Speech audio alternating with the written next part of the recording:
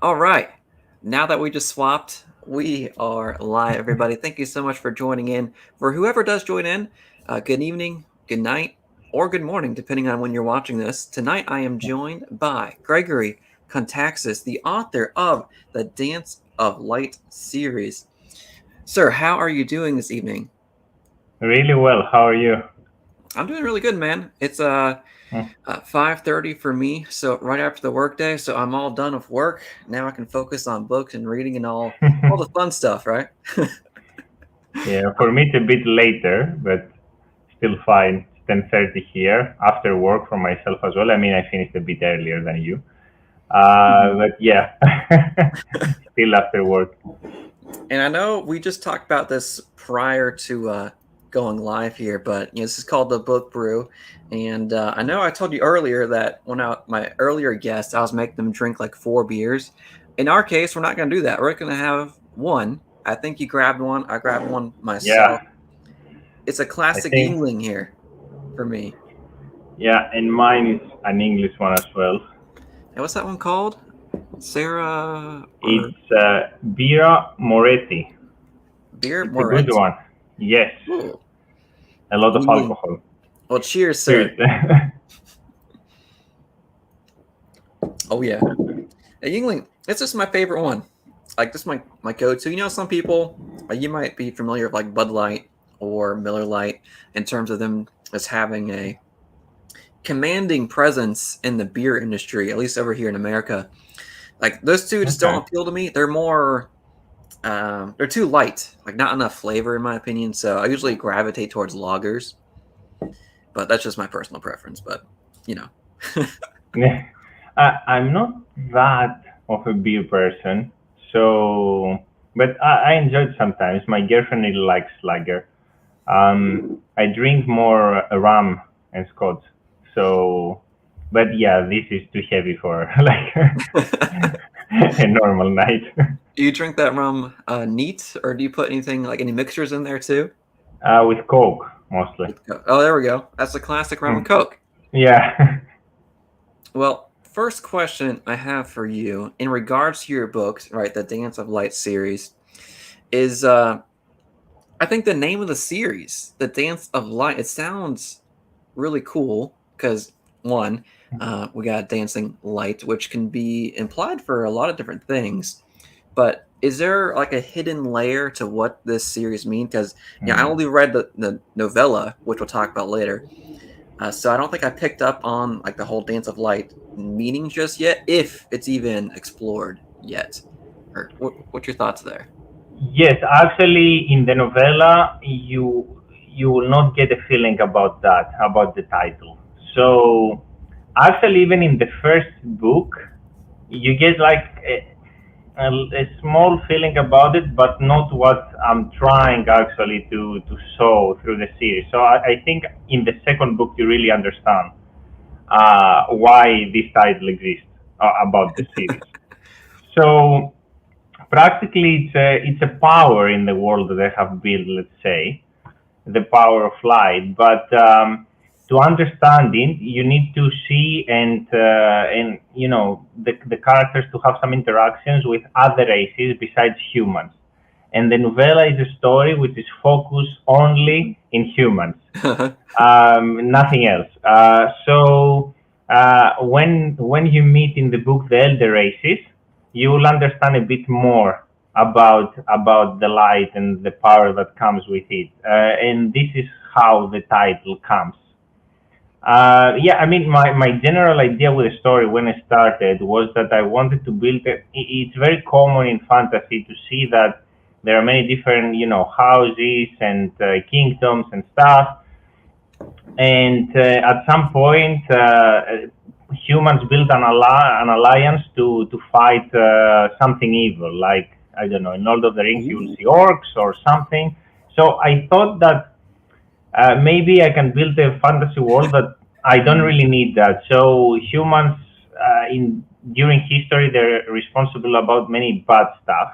Hmm. So what if we have other races that they are the better ones and humans are the issue, that they might destroy the world? So that was the idea that I based the story, and the light is a power that mainly other races use and not humans. So, but yes, so the first book actually builds the world, and then in the second book you meet more of the elder races, so you understand more about this power.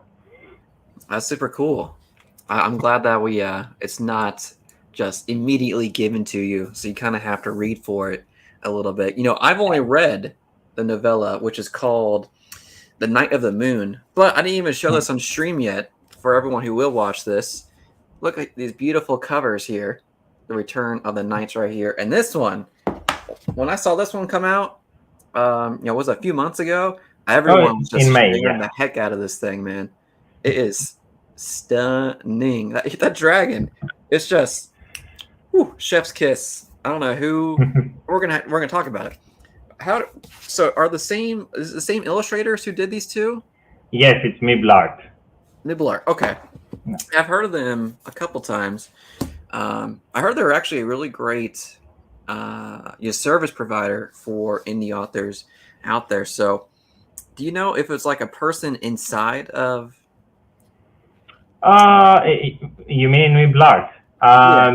So I think they have many illustrators, Mm-hmm. and I think that when you contact them, there is a person who administrates stuff and organizes everything, and he talks to you, and based on what you want, they decide which illustrator they will use. And you never speak with the illustrator. But Oh. I think that with the Miblar, the best thing is to have an idea what you want. So if you leave them to do whatever they want, maybe you will not really like it. If you give them an idea about what you want and show them an example how you imagine it, not exactly the same, of course, something that you imagine, like 20% of it, I think they are really really good. That's awesome. So In this case, like if it was me trying to recreate this, like give them the idea, this got to be a stick figure, right, holding a stick sword, and then a not scary dragon. All right, was that kind of how you presented it to them in terms of saying, I want this epic looking dragon, and then I need a guy with a glowing sword. Like, how did that request get sent to them?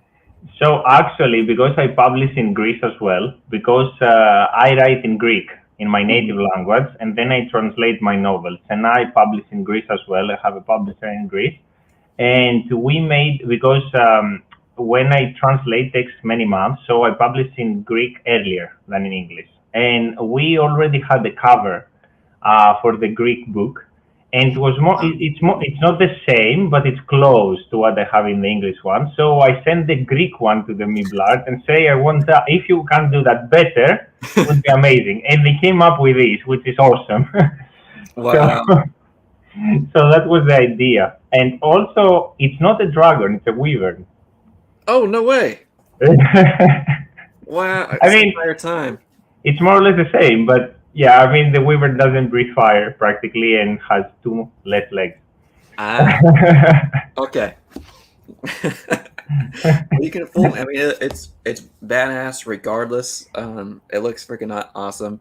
I think I remember now you posting the Greek version, and you were asking, which one do you prefer? I think Yeah. a lot of people are gonna say this thing right here because I mean, look at that. I mean, wow. Yes, yes. I prefer this one as well. But I want to ask, it was fun to see the reactions and everything. I Mhm. made even a TikTok video asking, and I got many replies. But yeah. And I like a lot the cover of the novella as well. Oh, yeah, it's It's also beautiful. nice. Mhm. I have it here actually. This one for people that they don't know it. Oh, the nice So hardcover. Very yes, nice. it's a nice one. But yes, I'm very happy with the covers and in general with all the with all the art. Actually, the second book has an interior illustration as well, which I made with Homer, which is really nice. I can tell you the page. Oh yeah. Oh, is this a spoiler image? I mean a bit, but not that much. Slightly, slightly. So actually, is page 435. Oh dang. Towards the end back. Okay. I found. Okay, yeah. So this image right Yes. here. No, I Yeah, used that for the thumbnail. So perfect. Already seen it. We're good. yeah.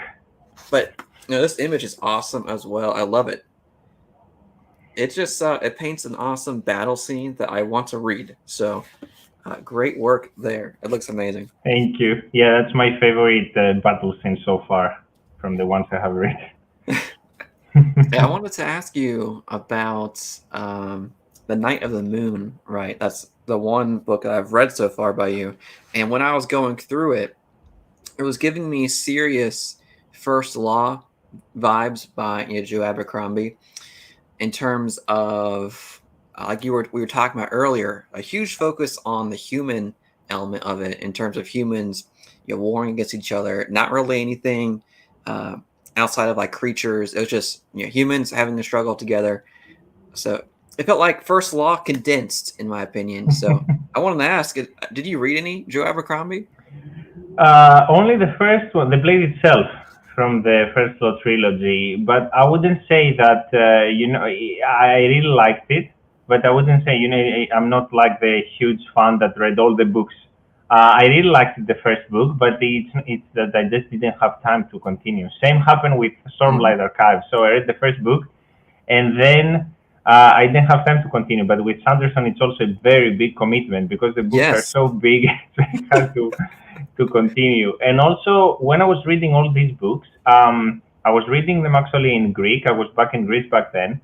And when there is a translated book in Greek, they're very expensive. So, for example, for The Way of Kings, they cut it in 4 parts, and each part costs like 25 euros. So to buy the whole first book, you need 100 euros. No way. Yeah, and then when I came to UK, I was like, oh, this is fantastic. I can get ebooks with £6. Wow, I didn't even So, think about that in terms of like massive books being split up into 4 parts. Wow.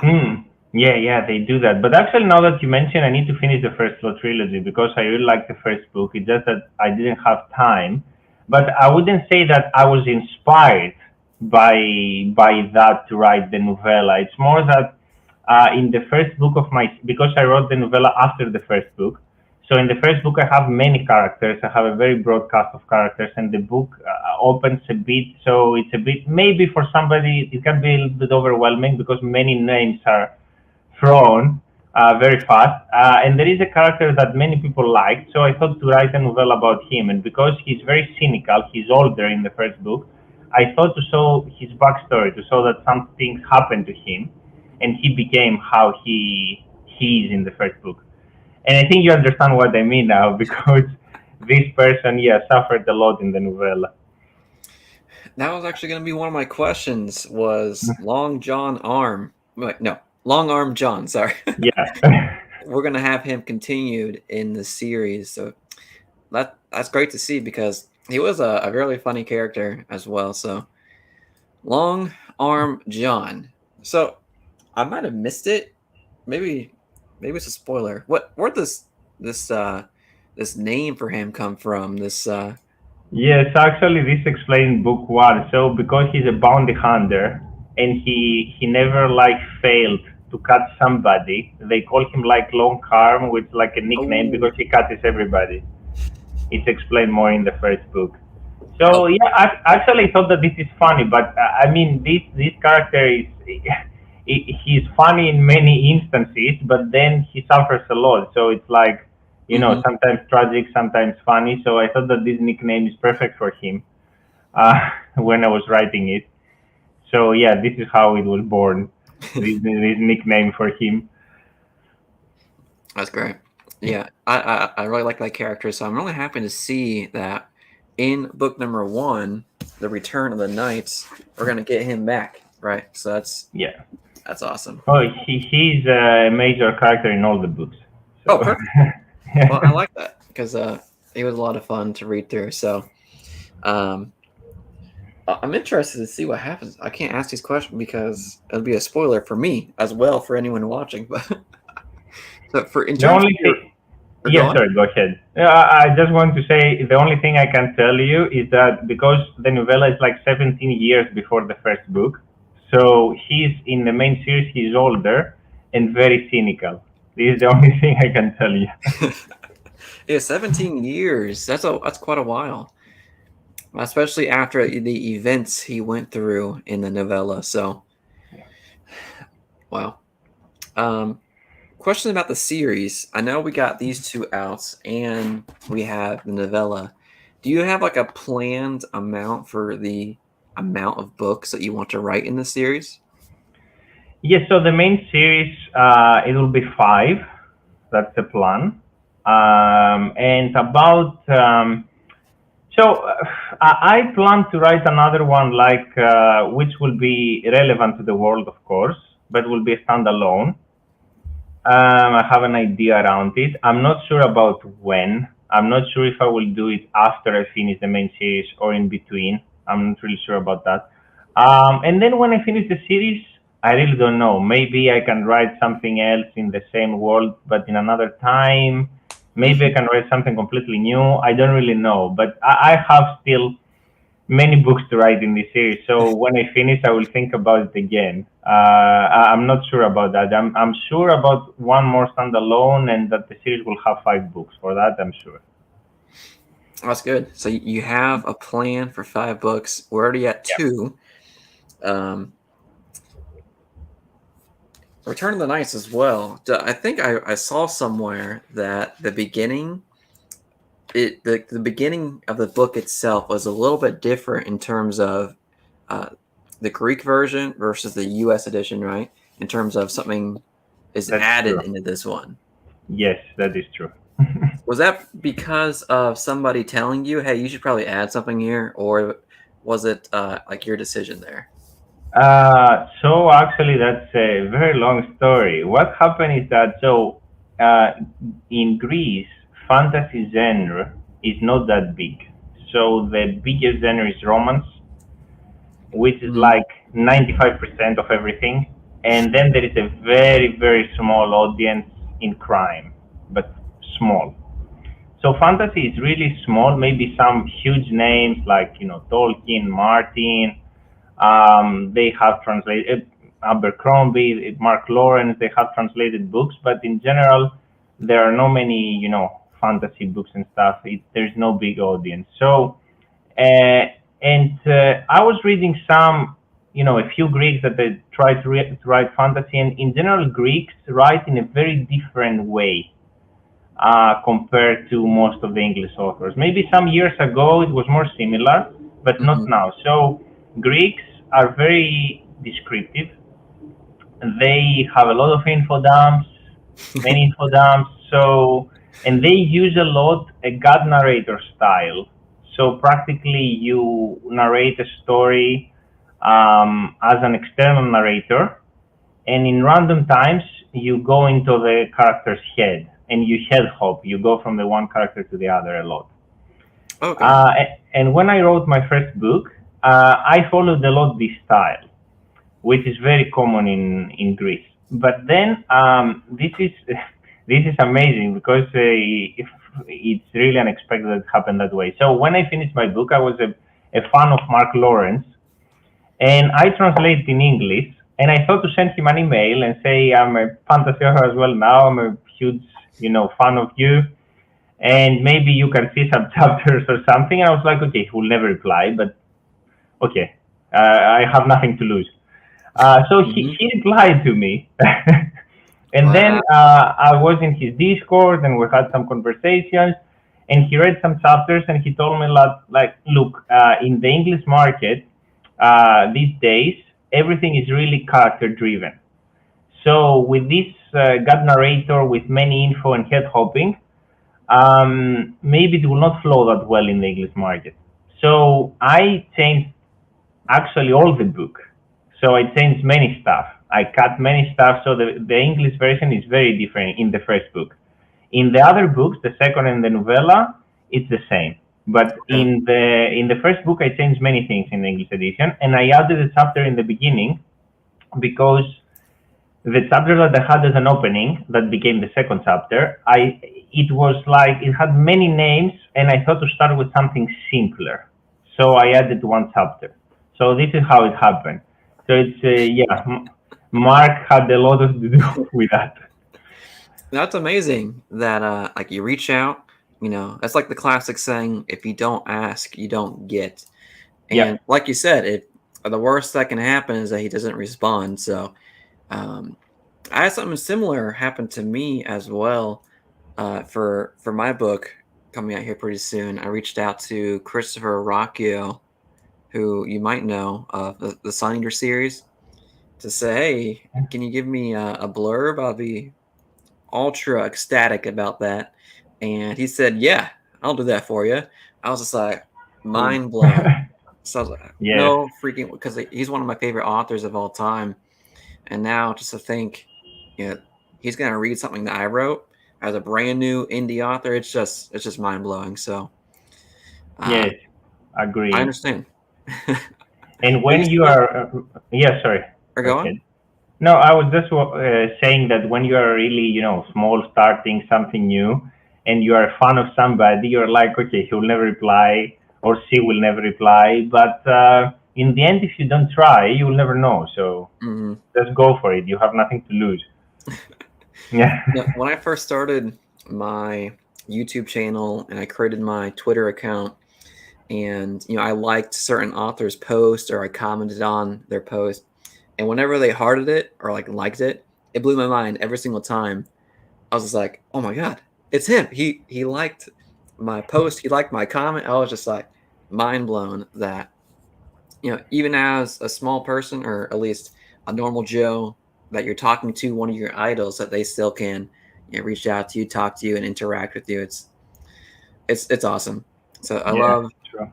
Are you which social media would you say that you're most active on in terms of your books? Uh, Twitter or X now, Yeah. but I hate the name X, so that's why I go with Twitter. And Instagram, I would say. So I might, yeah, share some posts sometimes in Facebook or in TikTok, but mainly it's these two, Instagram and Twitter.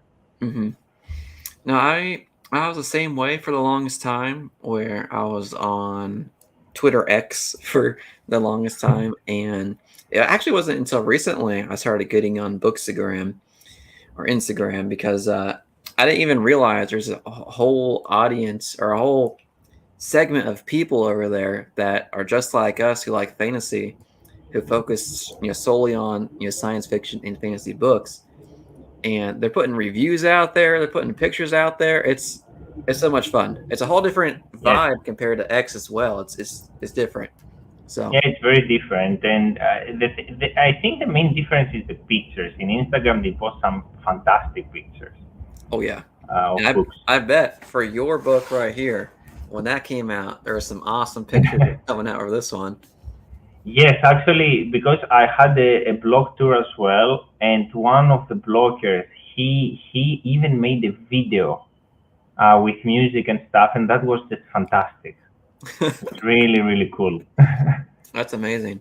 I think I saw in one of those pictures that you were posting that there was like a special edition of this book right here, or maybe there was Yes, a special edition of both of them. Was I it? have it like here, Oh, look at right that here thing! is this one. Yeah. Wow. So yes, and for the first book is this one actually, right here. So yeah, that's it. So the spray daisies is the difference, but yeah, this is something that I made myself. I have it mainly for giveaway, so there is no place that you can buy this. Oh, you made it Uh, yourself. so I didn't make the spray daisies myself, but I ordered some books and I sent it to someone who can do that. And yes, he's really awesome. I really like these spray daisies, and We I got make David over here like, too. Nice. yeah, thank you. And I make like 20 books, and I give many, I do giveaways for those, but there is no like a place that you can buy those, Okay. and it's very expensive to produce them too. So it's You're right on the head here, David. Actually, I don't even use Facebook at all. So Instagram, Twitter, hmm, those are my two spots. I'm slightly tapping into Threads a little bit, but I don't know if I'm going to be using it as much, because like I do the same thing on X/Twitter, so I don't know how much I'm going to use this Threads just yet. Are you even using Threads?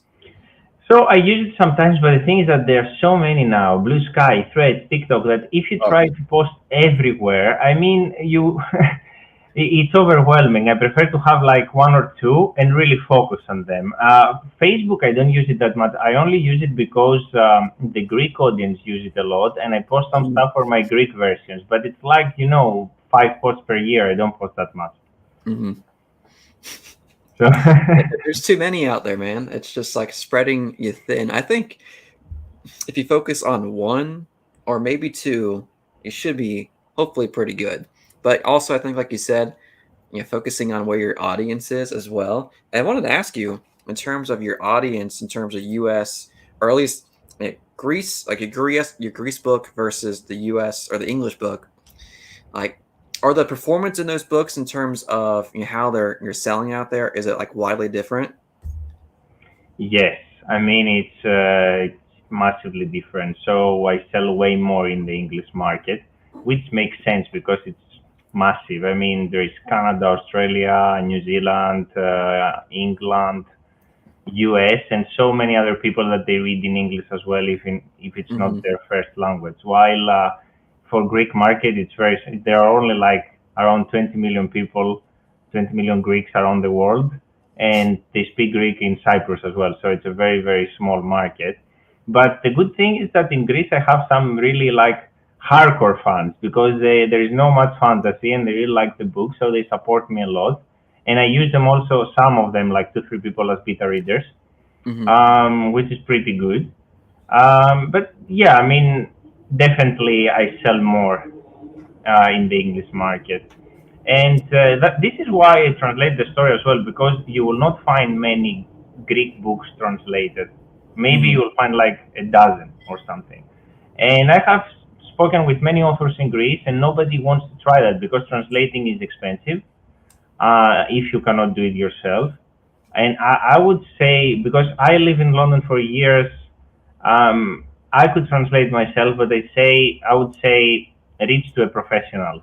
It's better. I mean, even if you are perfectly fluent in English, I think you can correct it. You can, check the whole process, but it's better to use a professional. Maybe for other languages, it's not needed, but because Greek is a very different language compared to English, even the alphabet is different. I think it's better to reach to a professional. But yeah, this is very, it's very particular to the to the Greek language. But yeah, to the question, definitely more in the English market. And every author I asked in Greece, they were telling me, no, don't do it. You'll spend your time for this, and it will be very hard, to reach audience and stuff. But I never regret that I tried that. It's the best experience I ever had. So I talk to so many different people. I get different perspectives. So it's Mm-hmm. fantastic. Well, now maybe you're going to be kind of leading by example that maybe they shouldn't be so hesitant on translating. Because I I, know, I hope so. yeah. Also, we got the bearded book beast in here. Welcome to the channel, Welcome. sir. Thank you so much. So I wanted to also ask you about romanticy or just the prominence of romance right now that we're seeing, across social media and, like you said, in Greece as well. Like the majority of people who do read in the first place is romance novels, and also a little bit now romanticy, right? The romantic fantasy is kind of breaking out there. Um, Hmm. do you, since you're living or you wrote in Greek, did you have a focus on any like romance inside of like the actual novels themselves? Because I know in the novella there was a little bit of romance in Yes. there. Did you expand on that too? So maybe it would capture the Greece Uh, market. so there is. No, no, I didn't do it at all to get a bigger audience in the Greek market. I mean, if you give me just to read a romance, pure romance, I would hate it. I don't really like this genre. So I'm a person who likes fantasy and crime mystery. So I would really hate to read just romance. In my books, I have romance in some cases, and especially, I don't want to spoil now, but especially for the other races, there are some specific stuff that they don't apply to humans regarding romance. So somebody would say that this is romantasy in the sense, but it's not a huge part of the story. Mhm. It's a part of the story, but it's not like the huge part. And also, I might have some romance, but there is a lot of there is war, there is with Mhm. treason, there is torture. So yeah, there are many things. It's not that I have a it's a romantasy story. Mhm. Totally not. I think it's kind of funny in our space for fantasy and science fiction that some people, when they get to a romance scene, they're just like, "Ugh, get this away from me! I don't want to read this." When romance is like it's a human element, it's a part of Yeah. human nature that I feel like you have to include it in some scenarios because it makes the story more human and it can allow you to connect you to the characters in a believable sense. So, in my opinion, I'm a fan of when romance is executed well in a story, right? When it makes sense and not just romance for just pure romance. So I'm right there with you. If it makes sense in the story, I'm all about it. So um, I'm actually right now I'm trying to get into understanding the romantasy space, and I'm reading A Court of Thorn and Roses right now because it's insanely Mm. popular.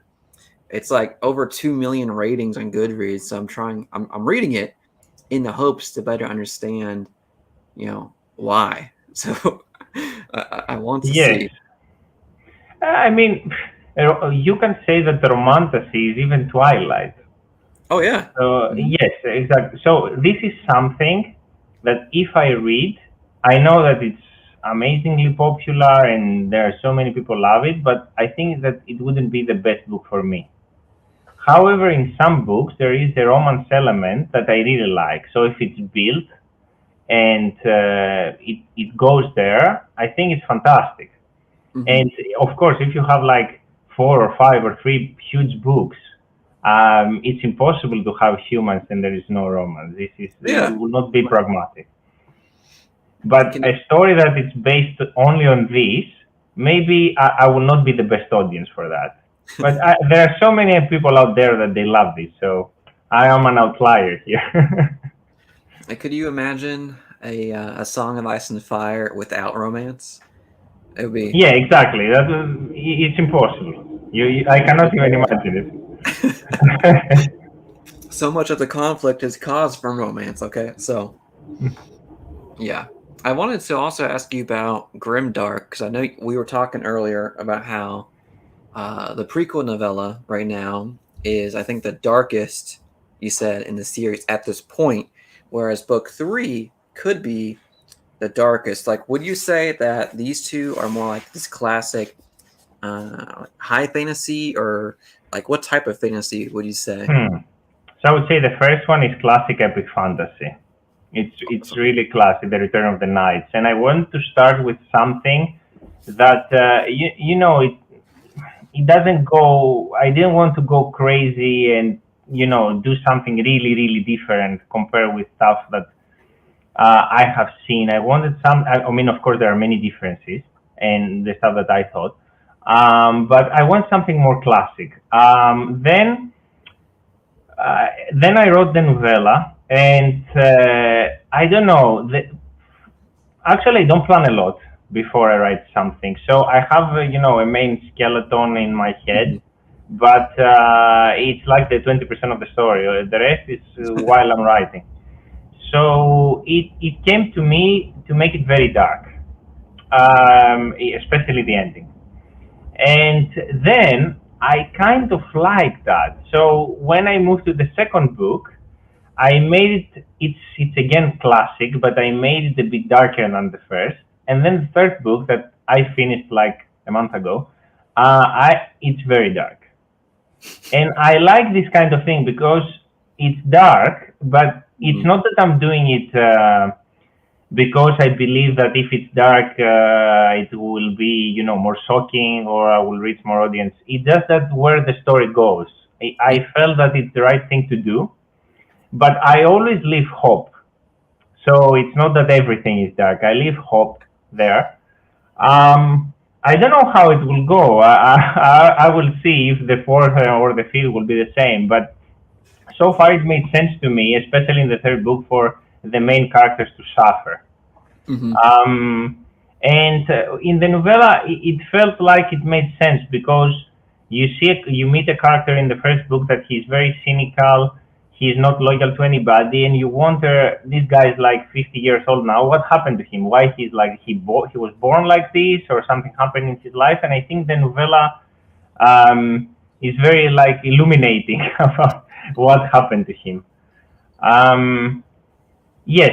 So I'm not sure about the fourth book or the fifth, but yeah, the third is a bit it's Hmm. darker than the second. It's again epic, but there is a grim dark element in it. No, I love that in terms of you saying that you have a skeleton, but you're not really sure like what's going to happen in between, right? In terms of when you write the story, whatever flows just comes out onto the page. And I was kind of the same way where when I wrote mine, I had a general like bullet points of what I wanted to hit, and then in between it was just things just popped into my brain, and like it was just a natural progression of like where this character has to go next, right? Yeah. And in your sense, when it got into book three, it just made sense for at that time to go into a little bit of a more darker territory. And then Yes. later on, book four and five, we'll see what happens there too. But a natural No, progression. no idea. Yes. Yeah, sometimes it does make sense. I had some bullets myself too, and when I was writing it, I was like, "No, this doesn't make sense." I mean, Hmm. it has to go differently. So yeah, it's where the story goes, and that's why I have no idea if a book will be very big or it will be smaller. I don't really know. I mean, so far, every time that I write a new book, it's bigger, but it just happens. Before I start, I have no clue. No, I love that. And we got some more guests here too. We got Timothy and we got Steven in the chat. Welcome, guys. Um, Hello. so going to the name of the series, the Dance of Light series. And I know we talked about it earlier, where you were on making content for TikTok as well. Maybe TikTok has a lot of dance videos. Maybe we should have some Dance of Light videos on TikTok Maybe. career. I don't know. It's kind of so initially, I never used it, and I post like some videos of just my books, and because you can see the views, they had like I don't know 500 views or something, and then I made a video in the release of my second novel, and I spoke a bit. I said that it's a classic epic fantasy and stuff, and it got like 15,000 views. I was like, whoa. Whoa! I was like, I don't know what happened. Maybe it was just luck. Yeah, sometimes you do something that you're like, okay, who cares? I will just make a post. And this is the one that goes well. I remember once in Twitter, I made a post about killing a character. So actually, I was writing, and my girlfriend was walking around, and she was like, "You look really, I don't know, weird." I'm like, "I just killed a character." She took a picture of me, and I uploaded that in Twitter, and I had like I don't know 1,000 retweets or something. So That's so sometimes funny. it's just random, yeah. And I was like, this is just a funny post. Nobody will see it. No, I understand that 100% with trying to push content out there. Where sometimes you're like, this is going to do so well. I love this video. I love this, whatever it is to post. And you put it out there and it's just crickets for the longest time. And then you make something that you think is just dumb and stupid. You put it out there and then boom, it just blows up. All right. It's just, Yes, it's impossible. it's like You cannot know. It's impossible to know what will happen. you just can't predict it, man. It's crazy. Yeah, you cannot predict this. So the most, like, in a sense, successful thing that I ever made, this is hilarious, is that once I post in Reddit, and there is a section in Reddit that's called R pics. So you just post pics of something. So I used to post, from vacation, nice places that I went in nature and stuff. And when I published my first novel, I just post a picture holding the book and say I wrote a book and stuff. And I didn't connect again in Reddit for like a few days. And after 2 days, I was like, oh, I made the poster. Let's look. And I had like 150,000 views. So this, Whoa. and I was like, what? So that never happened before. It's the only post. I didn't even save it. I don't know where it is, but I was like, whoa. So, and this was something random. Wow, you're dropping secrets over here, man. Everyone Yeah. who's watching, they're gonna be posting their books, our picks now. Oh yeah, on Reddit. You can try it. I mean, I was like, whoa. I don't know if it led to many sales or anything. I mean, I had some sales when it happened, but yeah, Yeah, it was crazy to see that many views. It's and many comments. It was crazy. I couldn't reply to all of these people. It was like, I don't know, 3,000 comments or something. that's awesome. That's great, great exposure and random exposure too. You're just like put it out there, see what happens, and boom, it blows up. Yeah, I it's the want only post that went that well. to. I know you were mentioning how there's like 20-ish books that you like you know of that got translated to English. One author that I know that I met actually here on the channel a while back is actually Hungarian, and he wrote his book in Hungarian. His name is Norbert Jivics, who wrote the Yeah. Sealed Empire series, and he got that translated. And I was just blown away by the book, and I'm so happy that it did get translated because one, I was able to read the story, and it was amazing.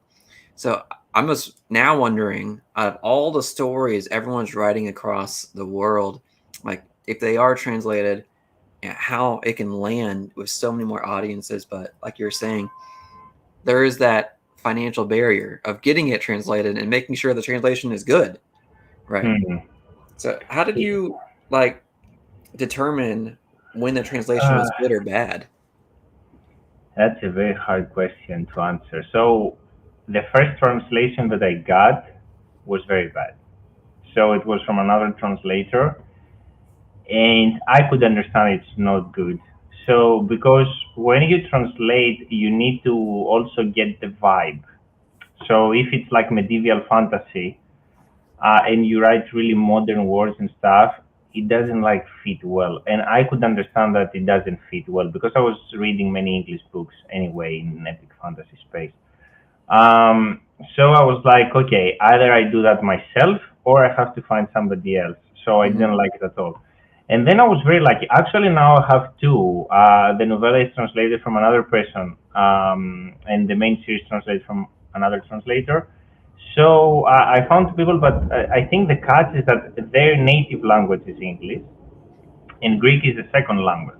So they live in Greece, they learn Greek, but English is the first language, and of course, both they studied English literature and stuff. And then I could understand that the vibe is very good. So I helped a lot for the terminology. So for some stuff, how if there is a term like grandmaster or something, how will translate from Greek to English. So I helped a lot with these things, and we made like a list so you Hmm. can check it out in any time, and if you forget something. But the main thing is that I try when I read it, I want to feel like it's not translated, so the other person doesn't understand that this is a translated story. Yeah. And from the reviews I take, I get the feeling that I succeed in that. At least I hope. Most of the people say this thing. I don't know. You can tell me. So you read the novella. Did it feel that it's translated? No, not at all. Uh, It was very easy to read through. Like I wasn't hung up on like, oh, it's a weird word to use. Like none of that came through for me when I was reading through it. Yes. So of course I have 2 rounds of editing as well. So after the translation, I have 2 rounds of editing with Katie Andrew, and she's an author as well. She was also a finalist in SBFPO last year, and then the proofreader is Sue Miggins. So yeah, I have many people. You Uh, say Mel Miggins? no, it's Sue. Ah, She's a blogger as well. no, that's awesome. Maybe I don't remember her last name correct, but yeah. Yeah. No, just like what Timothy is saying right here. Like the nuances that like you're intending to Mm. come through the text itself can easily be lost when whoever is just translating it just like doesn't pick up on it, and Yes, then like your intent wouldn't hit the reader, which is unfortunate. But luckily, in your case, I yes, think good so far. I mean, in the one book that I read, but I've seen some really positive reviews though for the Fall of the Giants and the Return of the Knights. I think even Library of a Viking or Johan actually read this one yes, and the prequel novella, which is awesome. Right. yes. He loved the novella. He really liked it. For the first book, I think he said that he read many epic fantasy like this. So if he continues, he hopes to see something different. But yeah, we talk sometimes. I was like, trust me, the second book is really different. Trust me on that. Hold my beer. But Okay, still yeah. drinking. So yeah, I think the first is the most classic. But I think one important aspect of the good translation is that the author to speak English as well. So I believe that my translators now are really, really good. But if I didn't speak English, maybe the result wouldn't be that good Mm-hmm. in the sense of the language. Yes, I'm not saying that good in the sense that I have the best story in the world, but in the sense that to give the vibe correctly and stuff. Because at some cases I saw some things that I was like, maybe this is not exactly what I want to say in Greek, so maybe we can change that a bit. So it's really helpful that I understand the language. Which brings the question that if you don't know the language, how you can be sure that the translation is good. So, for example, if tomorrow somebody wants to translate in Spanish, I will not be able to help because I have no idea. um, but yeah, I think it's very difficult because Greek language is very different. Some other languages are more similar. Even the alphabet is the same between, for example, Spanish, Italian, French, and English. But in Greek, everything is different. So that's why I think it was important that I could help on that. Mm-hmm. Well, I'm glad you found the translator that you did because I think it's proving to be very successful or effective for you, uh, which is awesome because I love to see more stories get out there, especially indie authors. I'm huge into the indie space, and I didn't even ask you this yet though, but what inspired you to start writing in the first place? That's also an excellent question. So I never thought myself as an author, like never. I always liked books and movies and stuff, but I never tried that before. And I was so now I live in UK. I live in London. Before I was living in Vienna for 3 years. And Vienna is, in general, Austria is a very cold place, so there are not many things to do. And I was at home, and I just like I had an idea with something really small, and I was like, maybe this can be a short story. And after a month, I had like 5 books in my mind. So I started writing that, and I never thought to publish it. I was like, okay, let's do it for fun as a hobby. I didn't know anybody in this industry, like other authors, bloggers, reviewers. I just knew some authors that I liked, very famous ones. And I finished it, and then I saw it in a publisher in Greece, and it's a bit easier because in the UK and the US to go to the big publishers, you need an agent most of Hmm. the time. So in Greece, it's a very small market. It's not required to actually there is no an agent for authors. Yeah, this doesn't exist. So you just reach to publishers, and I spoke with some people, and they're like, we don't have fantasy. Definitely, we don't have another Greek in the recent years who tried to build a world and stuff. So let's go with that. And they told me that it's also nice. They liked the story, and I thought, why to not translate and try it. So this is how it started, but it was really random in the beginning. I didn't have an idea to publish and stuff. It happened, I don't know, naturally. Just but yeah, after a point I thought, why not, and I tried it. Hmm. That something very similar happened to me as well, where I had a particular scene in mind And I was thinking the same thing as you. It'll be a short story, and then you start writing it, and it's like, okay, this is turning out to be a full-on book here. And then from there, it's like you're planning more and more and more, and then you have an idea for an like overarching story for a whole set of books. So that's awesome. That started almost the same way for you as it did for me. So that's really cool to see. Um, Yes, I think something else, mostly it starts like that. It's yeah, it's I was just like you. Like as a kid, I always thought it'd be super cool to write a book and you have it published and all that, and uh, you go through life, you're like, yeah, I'm not gonna be able to publish a book. It's a pipe dream. It's just not gonna happen. And then you just start writing it, and you actually try. It's possible, right? And you can do it. yeah, Uh, something that I also thought, just you talking about the whole translation process, was the process from translating from English to another language. Right? Like I know you were mentioning that at least in Greece, that the biggest genre is romance, but maybe we need some more fantasy out there to get them, you know, get their tongues wet or get them, into the genre a little bit to where they're wanting even more, right? So maybe we should publish more yes, English books over to Greece and all these other languages as well, so that there's more of these books, these stories out in other markets, right? yeah, that's true. Because you mentioned that they're like the huge names are over there, right? George R. R. Martin, Tolkien, and Sanderson, of course, right? Yeah, But getting more stories out there, I think, would be pretty beneficial. So that's interesting to think about, because you just mentioned that you just reached out to the publisher basically and said, "Hey, let's do this," right? exactly. Wow. Exactly. And yeah, I don't have a massive audience in Greece, but there are people that I could say they're like hardcore fans.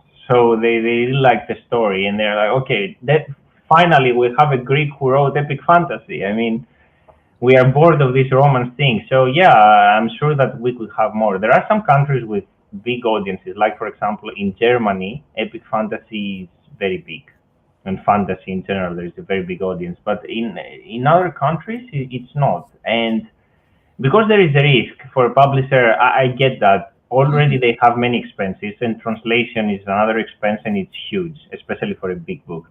So they need to be sure that they will break even. That's Yeah. why they translate Sanderson and Martin and Tolkien, because they know, okay, I will make my money back. Um, so this is a risk that somebody needs to take, and for somebody smaller, I'm not sure if they will do it. But yeah, I mean, I know authors in Greece in the romance genre, and as I said, Greece is a very small country that they made millions from books. But this happens only with romance. Yeah. It's Yeah, I wanted to also ask you, like, do you have a background in web design? not at all. Because your website is beautiful. It's a Oh, stunning thank you. website. Like, I was perusing it before we got on this call here, and I was like, dang, this is like the website sells the books. Like, if someone were to come on your website and just like navigate through it, it's like it's laid out so nicely. So, did you create that yourself, or did you have a team work on that for you? I had a team. It's not so. To be extremely honest, my first degree is computer science, but I didn't even have the time to build that myself. So because working and writing, and I was doing a PhD as well, I had like zero time. So I had some people help. Now I maintain it myself, and I can add stuff, but they designed. I mean, we had we had many interactions. They sent me some some PowerPoints, and then I gave some ideas as well. But they did pretty good job. I helped, of course, but they helped me a lot because I didn't even have the time to build all of this. It's Yeah, understandable. Well, the end result is very nice, very easy to navigate, and it looks really good. So I think thank you. the end product is good. Now, I know we're getting close towards the end of this, and I didn't even ask you any questions yet about you being a reader, right? Like, in terms of you reading, are you a pretty big reader? I know we talked about a little bit in terms of you reading some Sanderson books, but they got to be translated, or you read the translated versions of it. Like, what? How does that look for you in your time and you being an author and you having a day job? Like, do you have time to read it all? So now, not that much. The last month, so now because I finished my third book, I had a break for 2 months. I didn't write. And I read some books I want to read. So I finished the series by Philip Chase, another indie Hmm. author and big YouTuber. I finished the second book from Mark Lawrence and the second book from the series of Sauna Lawless. So I read 3 books, which normally I cannot do. In general, when I write, I don't have any time. And also the thing is, if I write, because I'm writing epic fantasy as well, I don't know, for some reason, I don't want to read epic fantasy while I'm writing epic fantasy. I feel like it screws my writing. So I prefer to read something like crime, completely different, Mm-hmm. than go to read epic fantasy. Now that I'm not writing, I can do it. But yeah, and when I wasn't writing, I read more. But the last 2 years with a day job and doing a PhD was very, very hard. So No, I understand. I totally get that. And going to your point about not wanting to read epic fantasy while you're writing it, same thing for me, but from a different genre, for cyberpunk. And I was trying my hardest to stay away from certain books because I didn't want it to influence me uh, in a way to where I don't want people to think that I'm just picking up the ideas from that book and just throwing it into mine, right? So I wanted to keep that separate in my brain at least until I finished the manuscript, and then I got to it and I started reading it. So, yes, makes sense. but And in terms sometimes of, you. Oh yeah, sorry. Go ahead. I was gonna say, in terms of your reads that you did get through, what was your top read so far for this year? Uh, Actually, I think my top read was The Snowman from Jon Nesbo, which is he's an author from Norway. I think there is a movie too, but I didn't like the movie at all. I really like the book. I think yeah, the adaptation is horrible. Personal opinion. You said The the book was Snowman. really good. Sorry, You said it's called the Snowman. Snowman. Yes, What's the author's name again? Jon Nesbo. He's Oh, from Norway, but oh, he's oh very wow! famous in terms of crime. I think he sold more than like 100 million or something. What? No Yeah. way! I'm gonna check this out. I barely venture out of the science fiction and fantasy genre, so uh, But also, I think so. All the books that I have read, so all the books I've read so far, they were very good. Like I gave 5 stars to everything. But I think that I separate these as the best because it was different to epic fantasy that I read and write, and I was like, okay, something different. That's why this comes to my mind. This pops. But I really like the series from Field Chase as well. I finished the whole series, and the second novel from Mark also in his new series was very good. Actually, I like the second book better than the book that wouldn't burn. I think I liked more the character story, the arc, how it developed. The first book expands along the world building. So, but yeah, I think I would say the top is this because yeah, it was something different, and also I really like the opening chapter. So when there is an opening chapter that something like a bit crazy happens, then I might read the whole book, even nothing happens in the whole book just because of the first chapter. Same happened with me with the Way of Kings because there is an awesome battle in the first chapter, and I yes, was like, okay, I need to know what's going on. that's when they utilize that hook. They get Yes, you. They grab you in, man. So no, I totally get you there. I love books that just hook you right off the bat. Like you start reading, you're just like, oh, now I'm intrigued. hmm. So I wanted to leave off here with kind of just giving you the floor in terms of whatever you want to say. Whoever is watching up until this point, whoever rewatches the replay after this, in terms of whatever you want to say. Whoever's watching, it could be visit your website, buy your books, check you out on social media. Floor is yours, sir. Thank you. First of all, I want to say thanks for watching this interview, and thanks for the support. And if you like stories in a medieval setting inspired by Greek mythology, I think that in multiple pods you will like my series a lot. And if in your epic fantasy, then you like a little bit grimdark as well, I think my books will be the right for you. So if you want to give it a go, do it, and I would be glad to hear your comments and everything. And also, I want to say thanks a lot, Aaron, for this interview. Thanks a lot Oh, for having me. absolutely.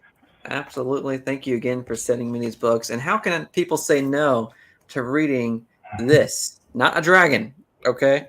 But still epic, though. It looks amazing. Yeah. So, yeah, thank you again for joining me tonight. I had a lot of fun, a really good time.